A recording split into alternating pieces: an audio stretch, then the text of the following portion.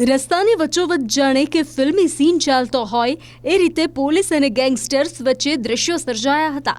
આ ઘટના છે દિલ્હીના રોહિણી વિસ્તારની, જ્યાં પોલીસ અને ગોગી ગેંગ વચ્ચે ફાયરિંગ થયું હતું, જેમાં પોલીસે 3 બદમાશોની ધરપકડ કરી છે। પકડાયેલા આરોપીઓમાંથી 2 લોકો પોલીસની ગોળીથી ઘાયલ થયા છે, જેમાં એકનું નામ ઇરફાન અને બીજાનું નામ લાલુ છે, જ્યારે ત્રીજા બદમાશનું નામ નિતેશ હોવાનું સામે આવ્યું છે। પોલીસના જણાવ્યા અનુસાર બાતમીના આધારે પોલીસે વોચ ગોઠવી હતી, પરંતુ બદમાશોએ સરેન્ડર કરવાને બદલે ફાયરિંગ કરી અને ભાગવાનો પ્રયત્ન કર્યો હતો, જેના જવાબમાં પોલીસે પણ વળતું ફાયરિંગ કર્યું, જેના કારણે 2 આરોપીઓના પગમાં ગોળી વાગી અને તેઓ ઘાયલ થયા હતા। હાલ તમામ વિરુદ્ધ પોલીસે કાયદેસરની કાર્યવાહી હાથ ધરી છે। સૌથી છેલ્લે તમને જણાવી દઈએ કે ગેંગસ્ટર્સ વિરુદ્ધ દિલ્હી પોલીસ સતત કાર્યવાહી કરી રહી છે।